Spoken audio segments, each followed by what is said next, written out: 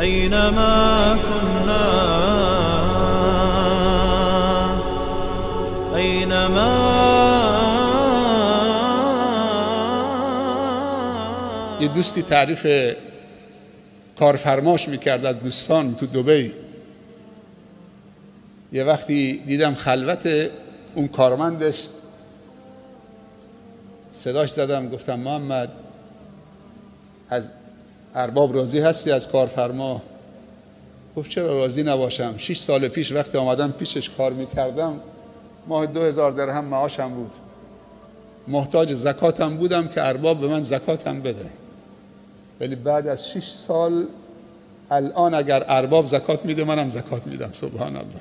یعنی کاری کرد که من تو این 6 سال مثل صاحب، مثل کارفرما، مثل صاحب این تجارتخانه و این شرکت منم زکات بدم. 1% شریکم کرد.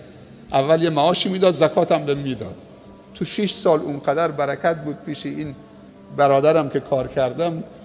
قبلا محتاج زکات بودم، الان خودم مال زکاتی دارم که دارم زکات میدم. سبحان الله.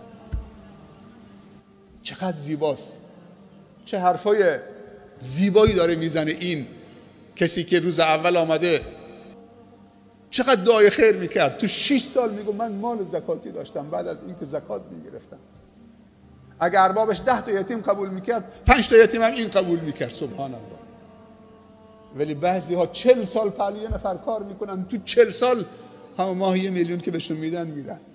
یعنی این 50 تا کارگر 10 تاشون شمه اقتصادی نداشتن که توسعه پیدا بکنن. 40 سال پهلو داره کار میکنه، همون معاشی که میدادید همون 1 میلیون تو 40 سال هم همون 1 میلیون داریم میدید. نگاهمون به زکات، نگاهمون به صدقه. اونهایی که مال دارن 1% سود خالصشون غیر از زکات تمرین بکنن خیر بکنن. نگاه کن چطور میاد. غیر از زکات، زکات که اجباری است. وقتی که مالتو حساب کردی زکاتش خارج بکن، دینتو حساب بکن، بدهکارید زکاتش خارج بکن. 2% هم سود خالص. 30% سود بردی، 2% سود خالصش هم لله چه؟ اصلا برو یک کارخانه رو اندازی بکن دست 50 نفر به کار بده. برو 10 تا قایق بخر با مجوز و با تور صیادیش بنداز تو دریا، هر قایقی برای 3 تا خانواده. این کار بهتر از این که تو سر سال زکاتش بدی. اگه 2 میلیون هم بهش بدی بازم زکات بهش دادی. ولی وقتی 10 تا قایق میخرید با مجوز صیادی، هر قایقی برای 3 تا خانواده، اینا شاید سالی 2 میلیون تو زکات بهشون میدادی. ولی الان بعضی موقع اگه زرنگ باشن برن دریا شاید ماهی 5 میلیون 10 میلیون خودشون صید بکنن. مشورت بکنین تو زکات دادنتون، تو خیر کردنتون. خیر کردن یک طرف قضیه است، به هدف خوردن یک طرف قضیه است. یه نفر 1 میلیارد هم هزینه میکنه ولی 10 میلیون بیشتر برداشت نمیکنه.